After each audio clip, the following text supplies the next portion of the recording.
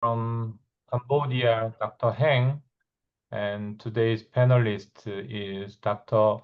Masud Kang from Malaysia.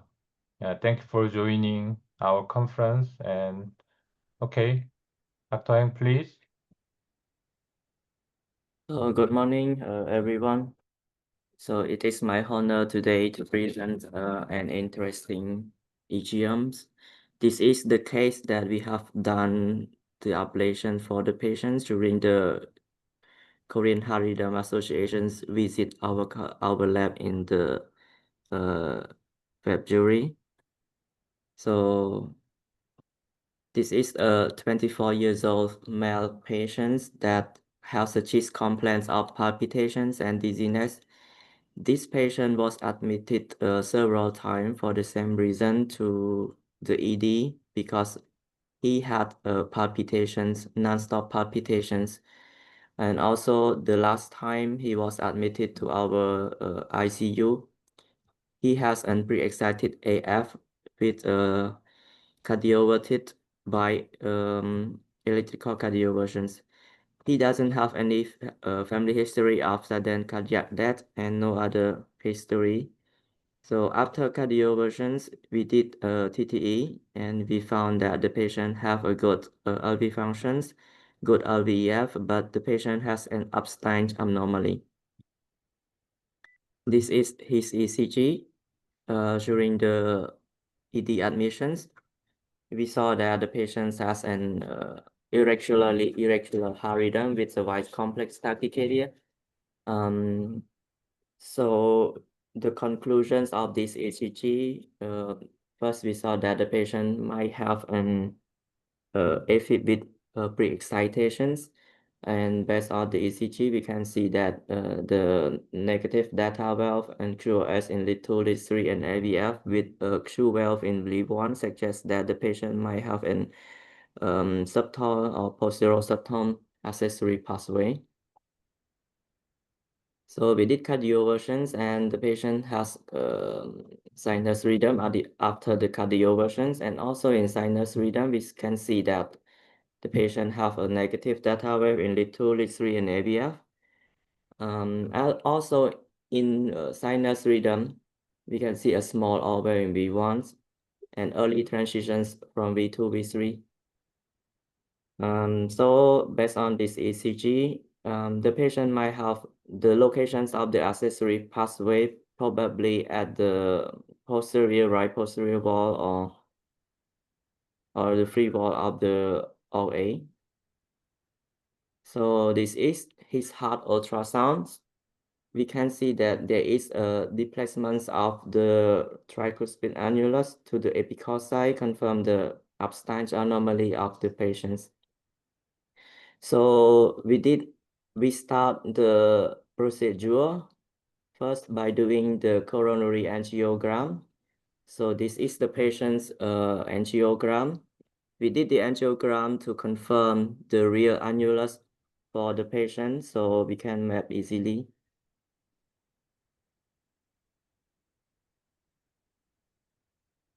And after that, we also do the RA, the right chamber angiogram to make sure the real annulus of the patients.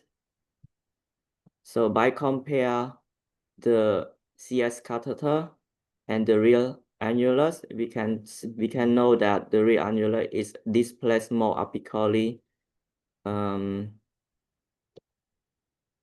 then we also do the CS angiogram to make sure is there any abnormality or aneurysm of the middle cardiac vein, because we think that the patient has a subtile or right posterior accessory pathway.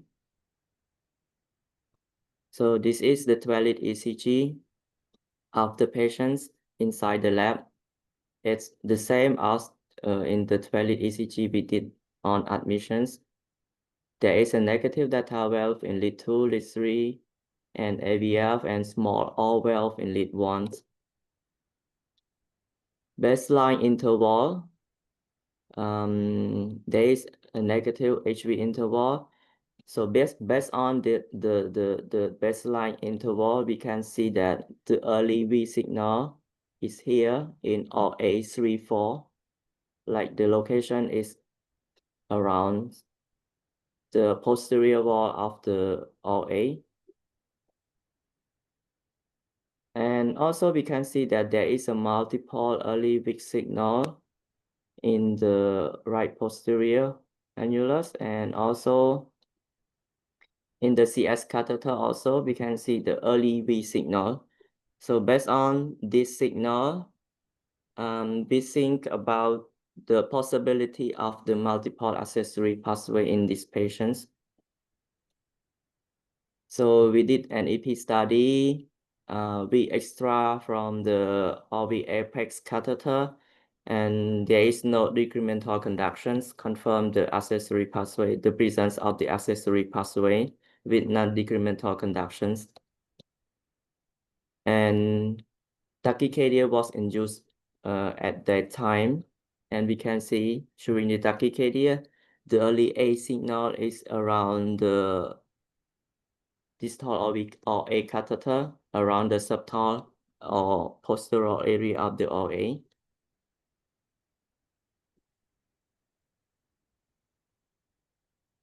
We did the maneuver during tachycardia, PVC on his, it advanced the A signal, and we confirm the accessory pathway as the mechanism of the re-entry. PPI minor tachycycline is less than 110, also confirm the accessory pathway. And this is the 12-lead ECG of the narrow complex tachycardia during the inductions. And then we proceed to RA passing 600.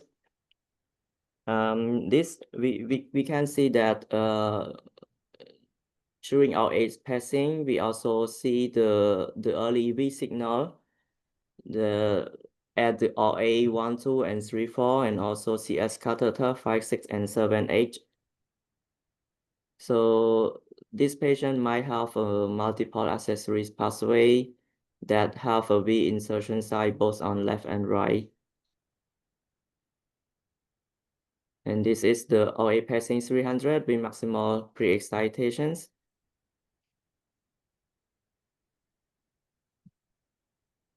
Also the same, we can see multiple early A signal.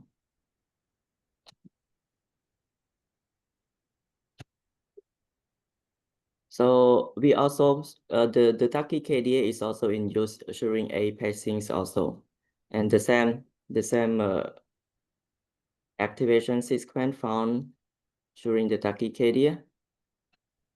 We did the RA overdrive passing, and it could terminate the tachycardia, also confirm the presence of the accessory pathway. Then we start the mapping procedure. After confirm that the patients have the accessory pathway and AVRT using the accessory pathway of the mechanism of the reentry, we start mapping the right side of the dominant accessory pathway. So we start mapping from the 9 o'clock to 3 o'clock of the tricuspid annulus. And the signal at the posterosubtal area, as we can see in these patients. First, we map the posterosubtal area, and this is the signal. First, we think that there is a fractionated potential with the fusion between A and V signal.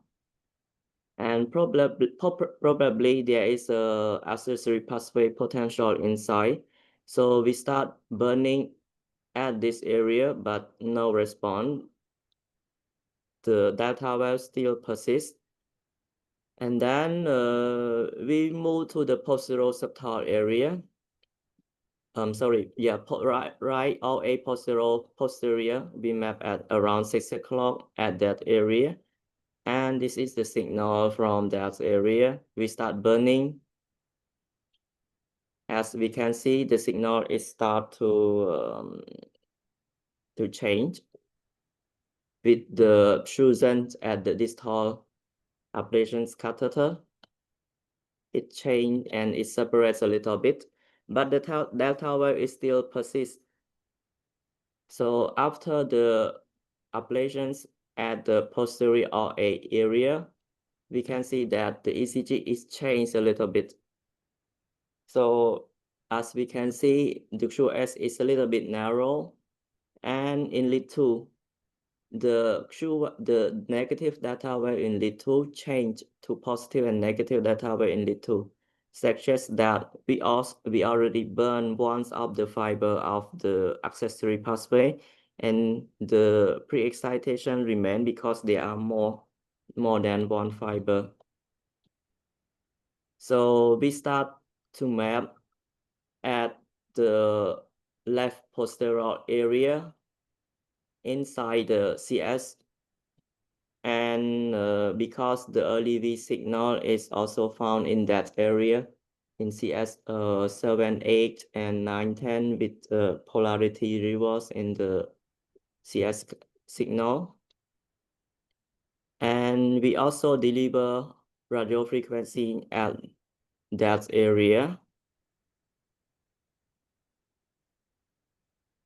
As we can see, after RF ablations and inside the coronary sinus.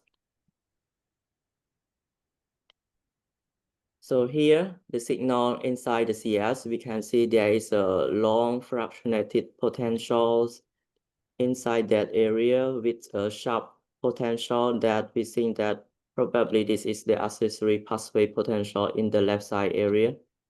We deliver many radio frequency ablations at that site.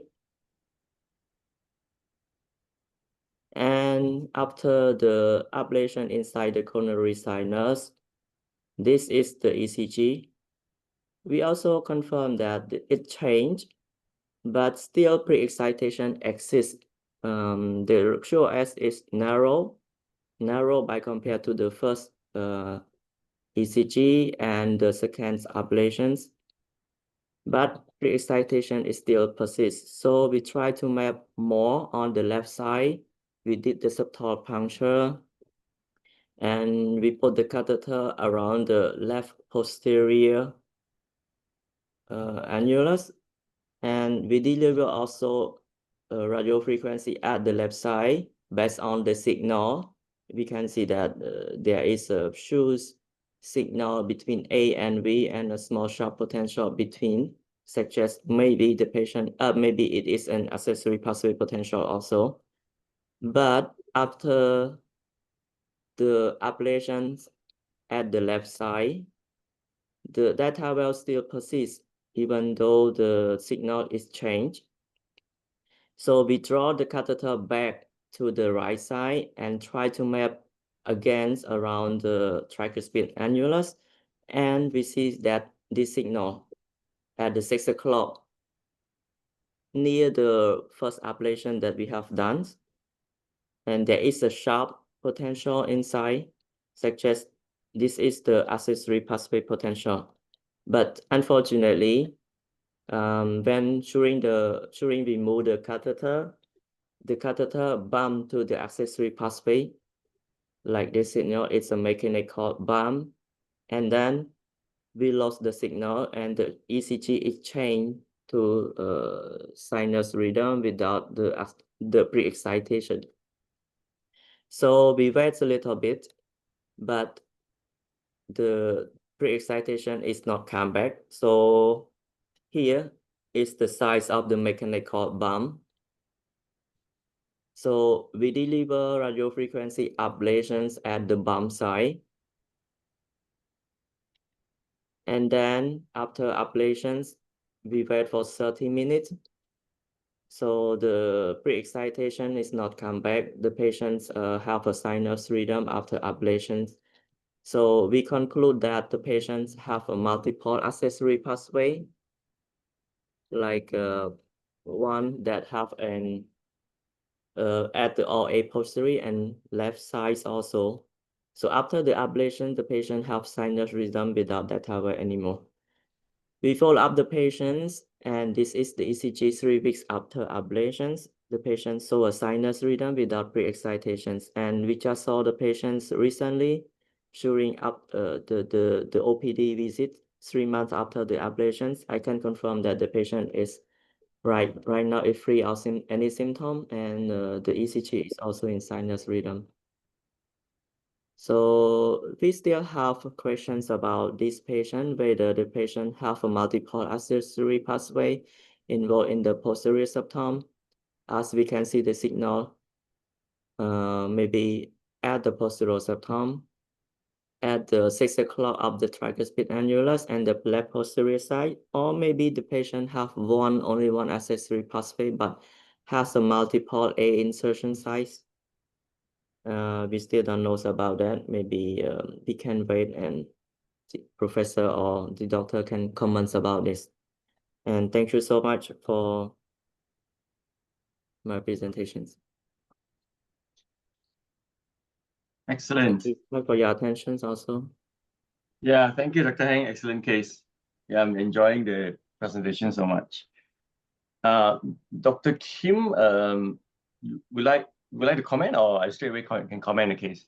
Yeah, you can add some comment or question. All right, great. Knowing that most probably because Korean Heart Rhythm Society went to your hospital and did the case with you, right? So knowing that your boss is likely listening to this case, I'm going to ask this question anyway. Great case, beautifully done. Congratulations.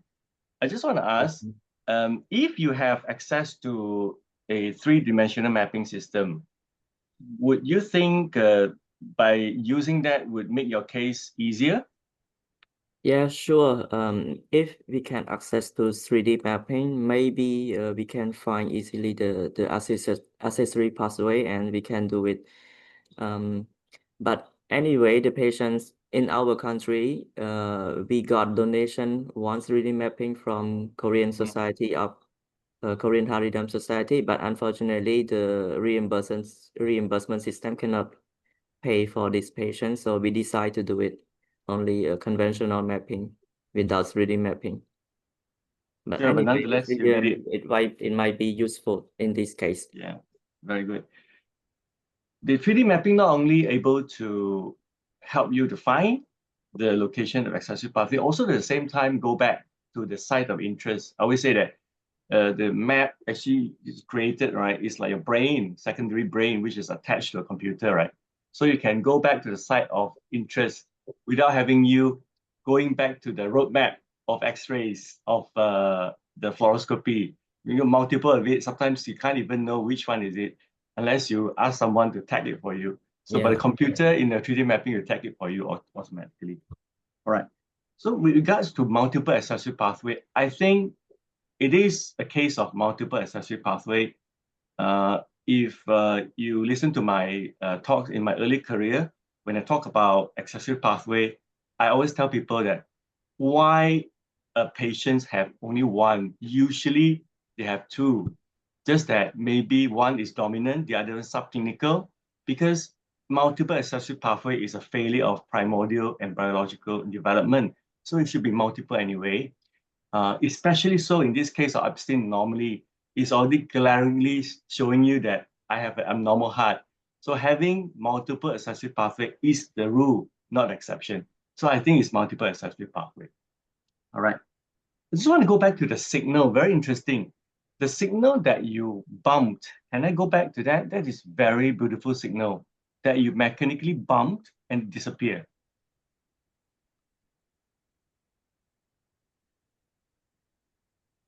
Here. Yes. Yes, this one.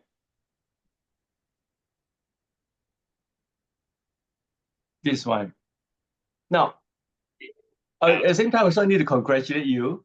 You say RF session 37, right? At 37, 38. You are brutally honest. You know, a lot of us, when we do accessory pathway cases, either multiple, even something not multiple, we deliver multiple sessions of RF. So you say as it is. So it's very honest. I'm really delighted to see this. So this is RF session number 37, 38, right?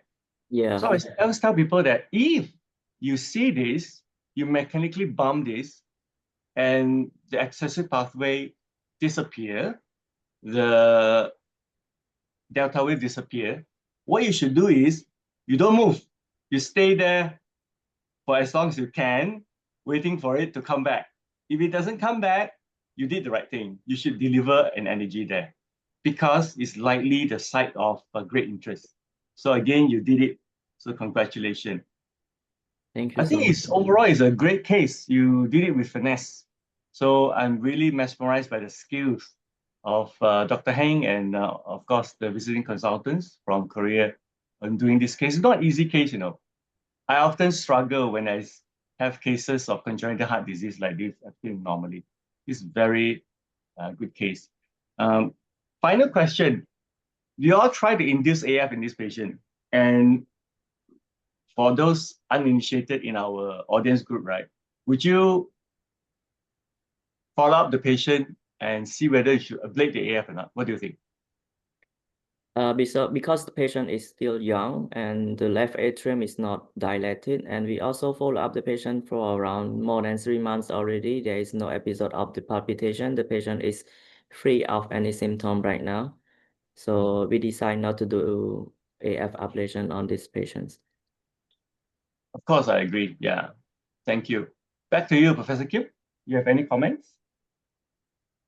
Okay, thank you for your excellent comment and question. And okay, Dr. Huang, can you give us some additional advice or comment for this case? You want me to comment the case? Okay. So can we go back to the slides, Hang?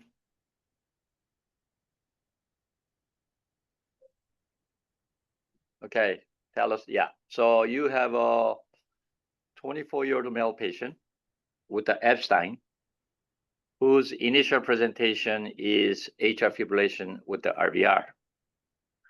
And the first important question there, go to EKG, please. How many patterns of a delta wave do you see here? That's an important lesson for juniors who are learning this. How many patterns do you see? One or two? Two? How many say two? How many say one?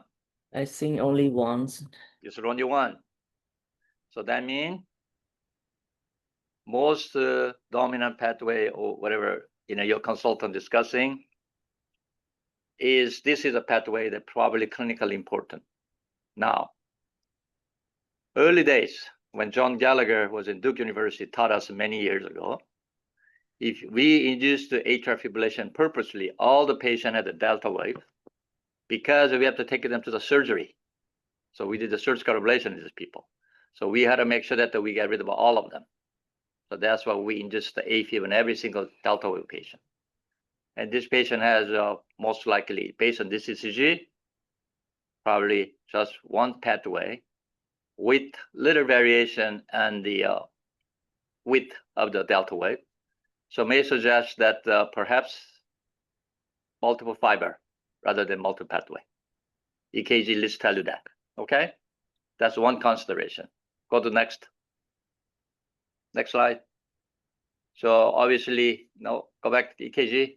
Yeah, EKG shows one pattern of a delta wave, but I have a question for you. Why the V1, V2 R wave amplitudes is pattern is broke? Do you have an explanation for that? V2 R wave is taller than V3. If you have a transition of a V1, V2, your V3 expect to be higher R wave amplitudes, yet it's lower. What does that mean? Do you have any idea? That is another indication, perhaps suggests that this patient may have multiple fiber. Okay, and then leader 2 is Q delta, right? So that also suggests that to close the coronary sinus, perhaps. So this is a pattern that you look for, watch carefully. Okay, next, keep going. Keep going. You showed a very big Epstein. I think coronary angiography is very important, especially in third world country. You don't have a 3D mapping system because they are true anatomical tricuspid valve will be close this coronary angiography lever. So you try to place a catheter according to the angiography guided. This is a very old practice we do, and it works fairly well. Okay, keep going. So your placement of catheter got adjusted according to your RV angiogram and RA angiogram. That's a good thing. Okay, keep going. Coronary sinus angiogram, you did that. Now I want you to pay attention to the diameter of the proximal CS. You did not. You say that the coronary sinus was normal. Yeah, LA of you. What is the proximal diameter size? Can you tell me compared to your rest of the CS? It's pretty bigger than you expected to see, right? So what is the definition of an aneurysm? Do you know? When you see diameter of the coronary sinus twice bigger than cardiac veins, they thought to have an enlargement of cardiac vein. If this is not a twice bigger than normal, what you expect to see? Pretty close. So you may say it's not classical aneurysmatic coronary sinus, but a coronary sinus is abnormal. This patient is big. Okay, maybe that explains why you had such a broad fibers pathway. Plus, posterior pathway, as you know, tended to the multiple fibers, especially when you have associated coronary sinus anomaly, like an aneurysm, so on. Okay. Unfortunately, we don't see your MCV on this angio. Maybe audio view you can show. You can play audio view again. Yeah, there's a big MCV. Can you see that going down? This patient, look at that guy. What do you think of that? That's the IVC, you think? No, it is an MCV. That further supporting information that this patient coronary sinus is abnormal. Okay? Okay. Great. I'm glad you pointed that yourself. Okay, let's go next. So then you see there is a pattern of EKG. You said that you thought this was a little bit of a free wall, but that's maybe depending on how pre-excited ECG is. Okay, that's fine. Your interpretation, I can't argue too much about that, but it's not a maximum pre-excited ECG. So then this is coronary sinus activation pattern. Now, you pointed at the early V preceding the delta wave in the 3-4-1-2 of the right catheter, and then also proximal coronary sinus, which is inside of that aneurysmatic change. So your question about whether patient has a one pathway, multiple fiber versus multiple pathway, I think your argument is semantic because of how far distance or apart would you argue that this is a two different pathway, one pathway. Some authors investigate, discuss it. 30 millimeter is one pathway. That's adult. However, children is different. If you look at the data from Boston Children's Hospital people, looking at the multi-pathway definition in children, only 10 millimeter. And the Epstein cases, you can have up to 10% of Epstein with more than one pathway. So this is the data so far. So I think you could argue, if this is within 10 millimeter, what your definition is? I cannot measure that. Maybe yes, maybe not. But I think because of considering aneurysmatic changes of the coronary sinus, this is probably one pathway, the multiple fiber. Okay, that's my personal opinion. Okay, keep going. So then you presented it nicely, is a non-documentary issue. Okay, keep going. Okay. So you have an inducible tachycardia by B-pacing here, right? Yep. Okay. Keep in mind your activation is a narrow QRS complex. Okay. Keep going. So it's a narrow complex pattern. Keep going. It's the same. No different. Okay.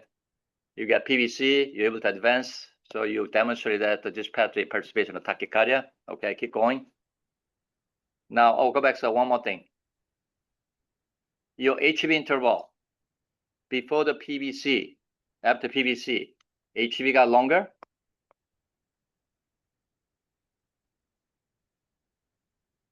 HV, after that, HV got longer?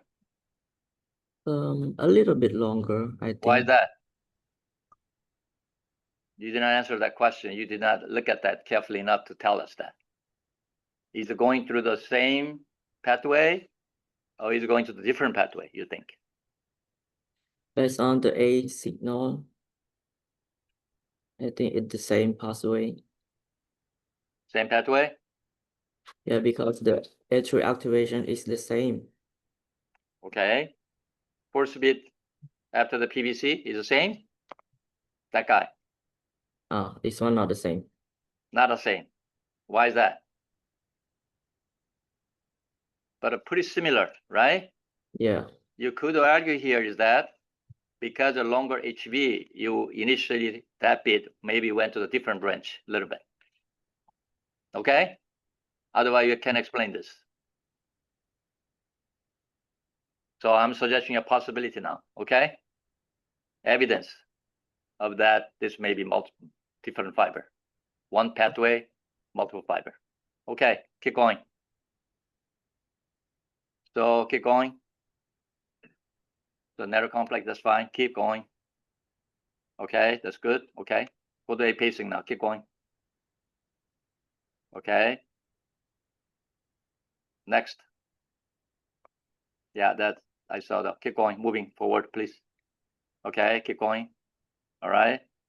Here. Wait here for a second. What do you see here? You premature deliver A2, S2, right? That capture conducted what? First, the complex is pre-excited, correct? Sinus rhythm. Yeah. Next one, you paste the A. Then what happened? Pre-excitation pattern. Is there was a pre-excitation or not? Is also lap bundle aberrancy. What you say? I'm not sure about this one. What do you mean not sure about that one? You got long AHV, right? You got his bundle. A, that extra stimulus. Look at point to his bundle. Yeah. So that went through the what? AV node, right? Because your V, local V is later than QRS complex. No, subtle V, take a look at subtle V. First bit. So you got 2 bit of what? Aberrancy. O, 2 bit of a lap bundle tachycardia. That bit and next bit. You think the next bit is what? Re-entry or is a paste? So you did not capture there, that A, because it's a refractory, okay? So your first 2 bit is lap bundle. Following that, you got narrow complex. Agree? Yeah. Okay, then why is cycle length shorter? If this was a lopsided pathway, you anticipate that tachycardia cycle length should be longer? Am I right? Yeah. If the left bundle block, it should be longer. In other words, if you had a left-sided pathway posterior, wouldn't be longer. That's what I'm asking you. This is a clue, your answer. Is not longer, it's shorter. What does that mean? If you're thinking that the pathway came through the same pathway, if it was a lap bundle, should be longer. Yet it's shorter. So that is against your argument about multiple pathway. It's a septal pathway is the one that driving this thing. That's why I did not change it. So septal pathway doesn't matter. It's a right bundle, left bundle. So even though we try to map ablate posteriorly, I think this is a one pathway posterior septal with a multiple fiber. It's another supporting evidence here. Understood? Yeah. Okay, great. Any other question? Do I have to answer for you? Answer you clear now? Yeah. Okay, let's go to the last bump of business. I just don't want to make it too long, but you bumped it and block. Okay, look at this EGM. The first bit, look at the A, after A, what do you see? First guy, yes, that one. Where you think that the pathway is? Where did you bump, in other words? You bumped the A insertion or V insertion? A insertions because Great. we saw a If big that's the A case, and small B. yes, in that complex, which one is the pathway potential? I think this little guy here. No, earlier than that, right after the A, that A. Look at the sinus rhythm P. Third bit, go. After the bump. Yeah, A, compare the A, between two A. What is missing there? The second portion, tall R guy. That is a pathway. Okay? Okay. So you always look after the bump. If your consultant commentator is giving you excellent advice, don't move catheter, look at the EGM, figure out which one is the pathway potential. You can confirm. Okay, you don't have to guess anything. Okay? So always make a habit of comparing. Any other thing that you want to ask me? No, me. Okay, great. Good job, good presentation, wonderful case. Appreciate it.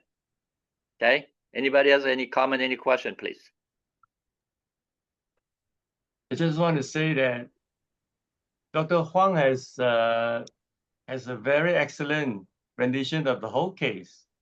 And now I really feel the power of the Korean Heart Rhythm Society. Thank you very much. Thank you, I appreciate I it. myself learned a lot from Dr. Huang. Very good. Thank you. And Dr. Heng, your case is excellent. Thank Great you so case. much, Sama. Thank you very much. Thank you. Thank you, everybody. Appreciate Thank the you. conference. Okay. Heng, you doing well. Keep it up. Now your lab is up. You got to play more. Okay. Thank you. Great. Okay. Dr. Kim. Okay. Yeah, today's conference is over. See you 1 month later. Thank you. All right. Thank you, everybody. Okay. Thank you so Great. much.